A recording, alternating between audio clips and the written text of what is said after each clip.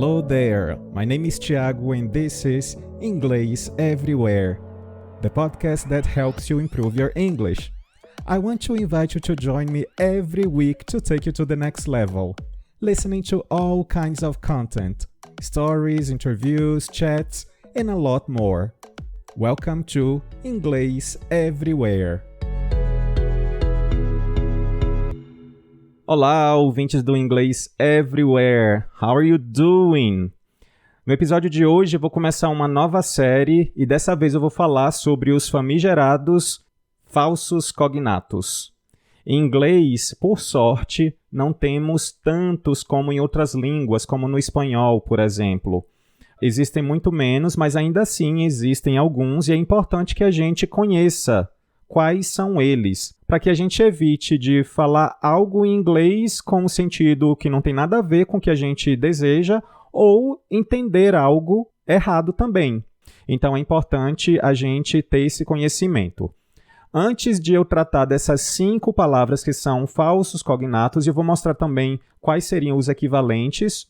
Eu quero pedir para vocês, como sempre, que me sigam no Instagram, no Inglês Everywhere. Lá eu tenho aparecido para poder compartilhar outras dicas que vão além do conteúdo que eu tenho produzido aqui para o podcast. Tenho aparecido nos stories e dividido com vocês um pouco sobre coisas do dia a dia, né? Além de alguns quizzes para que vocês ampliem o conhecimento aí no idioma. Além disso, sigam aí o podcast na plataforma de sua preferência que você está ouvindo agora esse podcast. Se você é novo, então apertem aí o botão do seguir ou do subscribe. Se você estiver acompanhando pelo iTunes, eu peço que vocês ranqueiem aí o episódio com o máximo de estrelinhas possíveis, se você estiver realmente gostando desse conteúdo. E compartilhem. Compartilhem aí com o máximo de pessoas que também têm interesse em aprimorar o inglês. And now, without further ado, let's get right into it.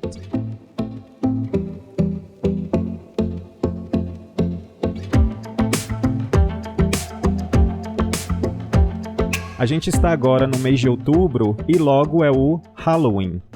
E no Halloween, as pessoas vestem fantasias. Mas fantasia não é fantasy. Fantasy a gente usa no sentido de uma história de fantasia, por exemplo, a fantasy story. No sentido de roupa, né, da fantasia roupa que a gente usa para festa fantasia, para o Halloween, a gente tem uma outra palavra que é o costume. Costume. Vou dar para vocês alguns exemplos dentro de contextos. The performers, in costume and makeup, were walking up and down the backstage. The performers, in costume and makeup, were walking up and down the backstage. Outro exemplo. The children were dressed in Halloween costumes.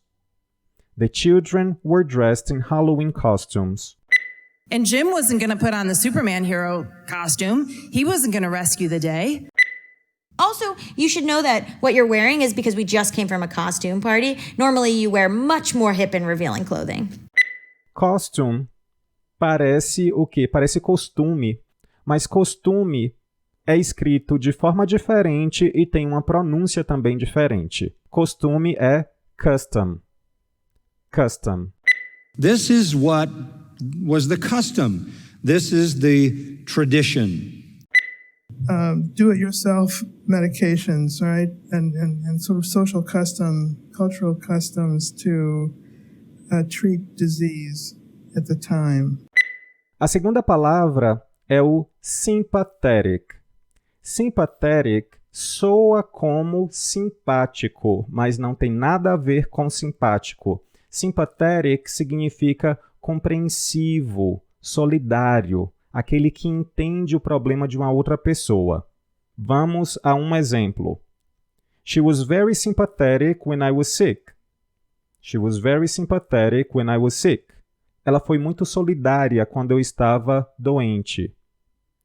I did not feel at all sympathetic towards Kate. I did not feel at all sympathetic towards Kate.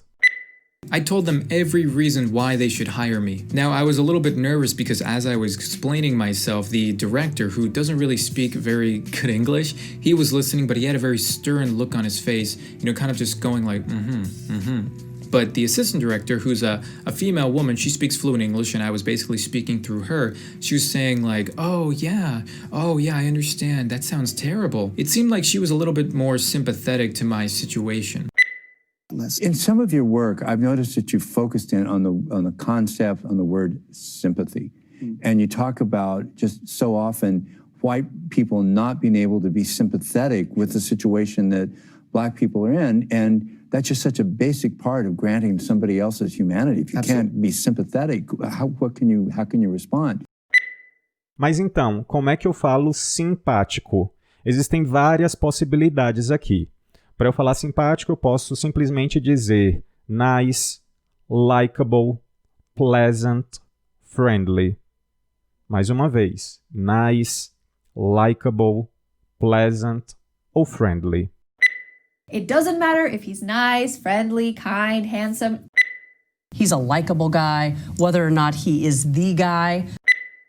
Miss Isabella Shepherd was a fair, short, pleasant young woman with a nervous, kindly smile. A terceira palavra é o pretend. Quando você ouve ou lê pretend, vem à cabeça o que é a palavra pretender, mas não é pretender.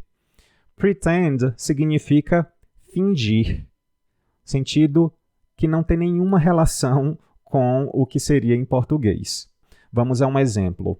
I'm tired of having to pretend all the time.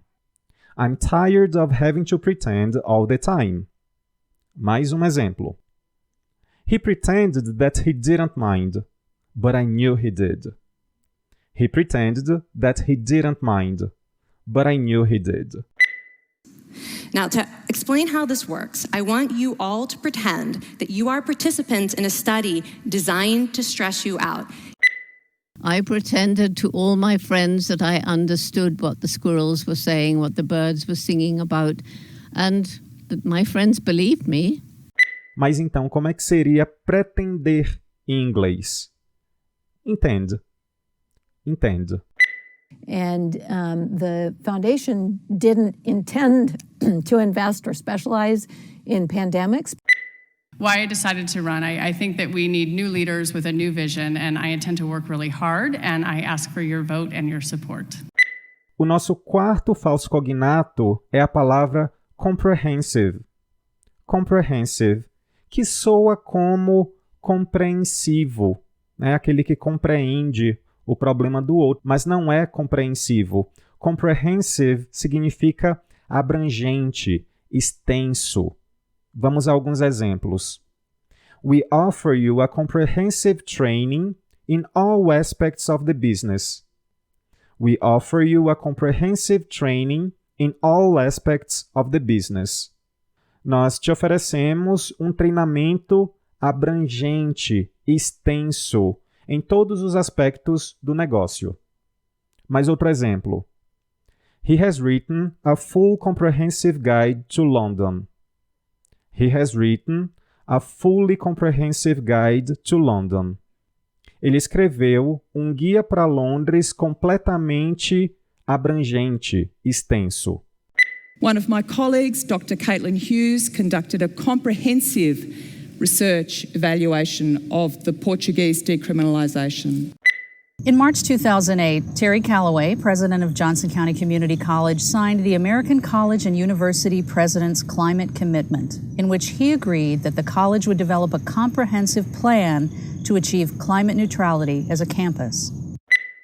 Então, como é que ficaria a palavra compreensivo, já que não é comprehensive?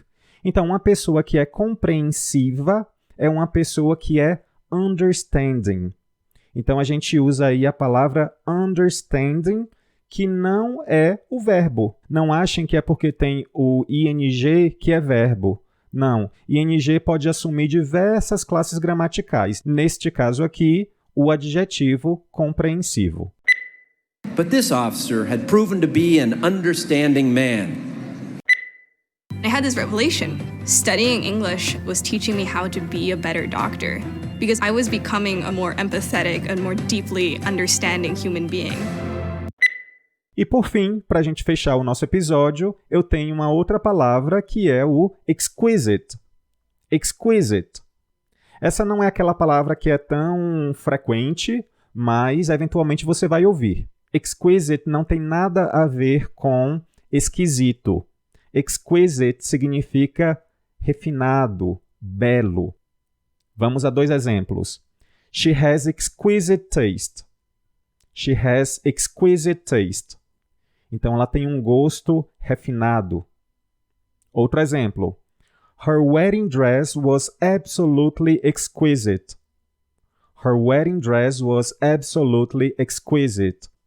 O vestido de casamento dela estava completamente bonito, belo. That's the way I look at my dragons today. I try to find something beautiful, something exquisite about them, and turn those dragons into something lovely. That was a moment of exquisite beauty, because it was a moment of clarity for him, a moment of shift for him.